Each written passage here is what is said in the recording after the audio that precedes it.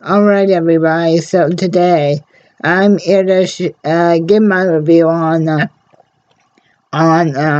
Mortal Kombat Legends Scorpion's Revenge. And I have to honestly say, guys, this movie is from start to finish uh, a roller coaster of surprises, and I think one of the best non-DC related animated movies Warner Brothers has done ever. So the movie starts with uh, Scorpion, aka Hero, or actually, I'm just going to say Scorpion because I already can't remember Scorpion's real name. Scorpion and his boys Satoshi are basically come back home to their clan's village after a day out together, and Scorpion and Satoshi find out that the whole clan has been murdered, but by a Lin Kuei member, Sub-Zero, and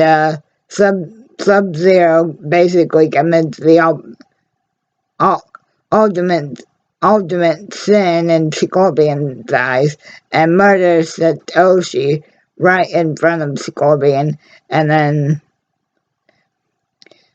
Scorpion tells Sub-Zero before he dies and is sent to a nether realm, you'll die for this, and then Sub-Zero is like, you first. And then after defeating all of the demons in that nether realm, Scorpion finally makes it to the emperor of the nether realm, which he expects to be Shakan, but it ends up being this individual named Quan Chi, who basically tells him that that that that that that if Scorpion participates in the once generational Mortal Kombat tournament and wins on behalf of NetherRealm and manages to get Shakan's imprisoned amulet from Shang Tsung, which is basically the representative for Shaka Khan and basically the ruler of Outworld, and that basically once Shakan is released, he'll have the ability to grant the return of Scorpion's wife and son. And basically, guys, then you assemble Liu Kang with the help of Raiden, which is basically the god that watches over Earth realm, and he basically tells Liu Kang, that after so long it finally is time for the latest Mortal Kombat tournament to begin. And I have to tell you guys, this movie does a great job of sort of reintroducing the world to the Mortal Kombat world, because let's remember, this is the first time in about 25 years that Mortal Kombat has had anything animated, and the gore in this movie is just absolutely phenomenal. When Scorpion got basically defeats all the other Lin Kuei soldiers, but before Sub-Zero, and there's a twist to that I'll get into in a moment. Scorpion just goes crazy on every other single Lin Kuei member, as well as he does to all the other demons in Netherrealm, just to get the Quan Chi. And so then we get introduced to Sonya Blade and Johnny Cage, and Sonya's whole goal in this movie is to basically find Jax, which is basically a commanding officer that's been captured by this guy Kato, because Jax went ahead. So Sonya enters the tournament to find Jax, and Johnny Cage is sort of this like down on his luck actor that basically plays the role of Kaiba in this movie right up until pretty much the very end, after Jax gets his arms ripped off by Shang Tsung's champion Goro, that Johnny finally wakes up and realizes, hey, this isn't just a game, and I've actually got to do something here. But anyway, guys, the tournament itself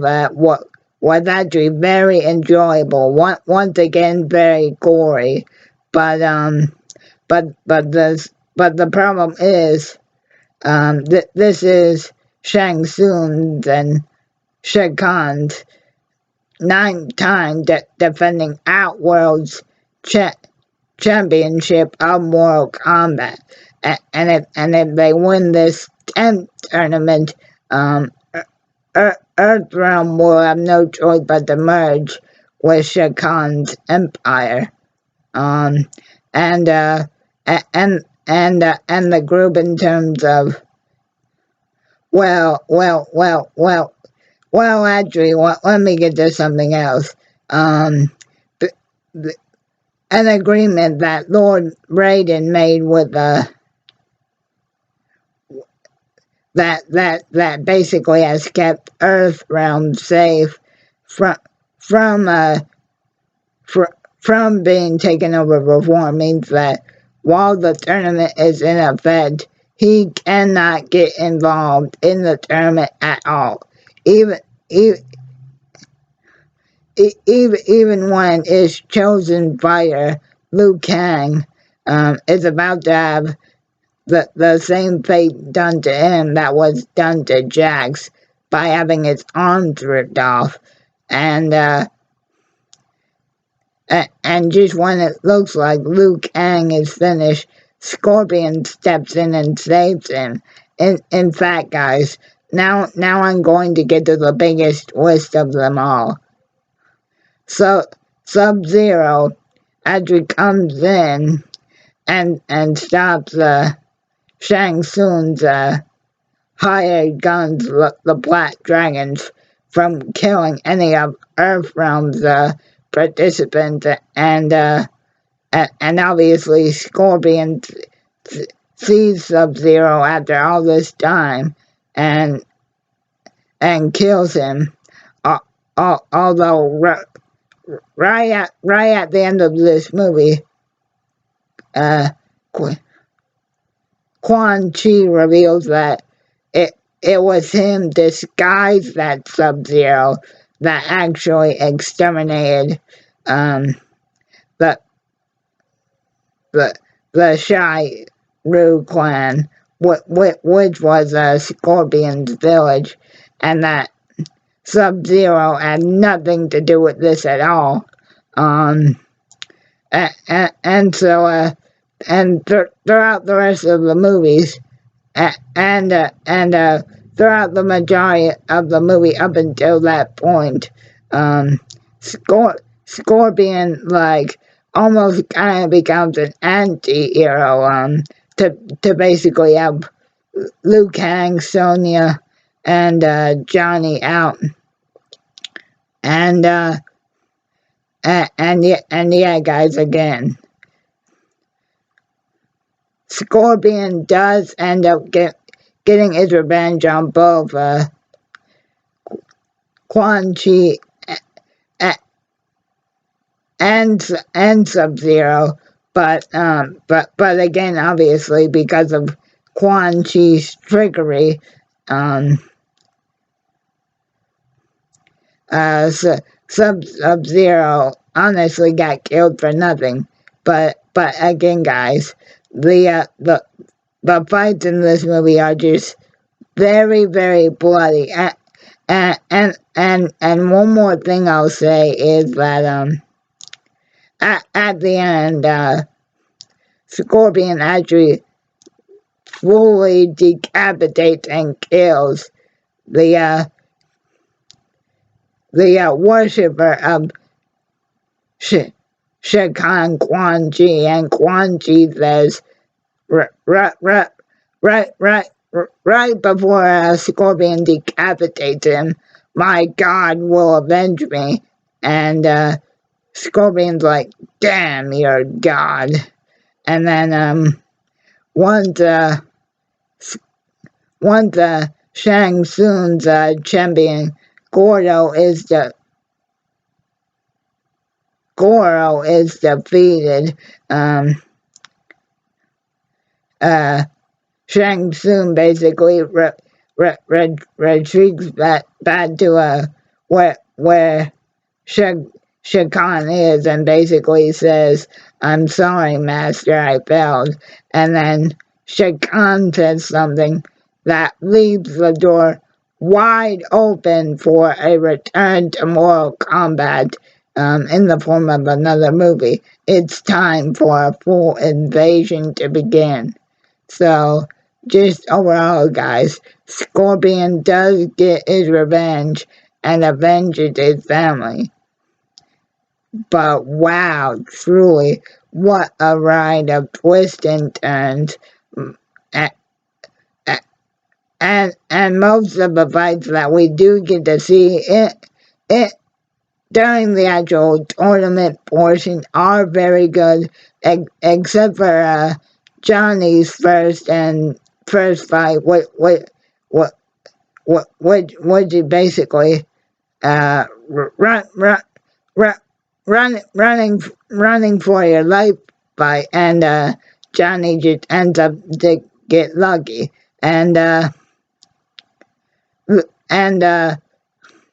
Sonya and Johnny almost sort of have this uh, I I like Johnny, but at the same time I can't stand him relationship, uh, uh, and Liu Kang and Raiden are kind of the ones that basically try and tell Scorpion, aka Hanzo, that he can still make the choice not to release Shakan, and that even though now Scorpion can no longer die because he's dead already and been turned into a fire demon thanks to Quan Chi, that he still has a choice. But yes, guys, ultimately Scorpion does get his revenge. And again, guys, this is truly a very entertaining movie, especially for someone in my case that is familiar with Mortal Kombat's lore a little bit, but overall, guys, this is just a really enjoyable entry, and I do hope one day soon we do get to see the rise of Shakan's invasion against Earthrealm, because I would definitely love to see Liu Kang, Raiden, Sonya, Johnny, Jax, and hopefully if Scorpion survived after uh, Shang Lun's temple caved in because the temple and the area that all of this generation's Mortal Kombat fighters are working behind to was specifically designed by Shang Lun for the tournament, and the minute that he retreated back to Shikan, the temple started to fall apart, and Scorpion does end up falling with the temple. But obviously, guys, Scorpion's already dead, and so we don't know for sure whether Scorpion has perished with the temple in Quan Chi or not. But in the end, guys, Scorpion did get his revenge on his family's killer. So again, if you guys haven't checked out Mortal Kombat Legends, Scorpion's Revenge, and and and and, and, and you're just looking for a really bomb animated movie that has a lot of old school action into it, and you can handle the blood, I would definitely say check this out. Now guys, yeah, anyway guys,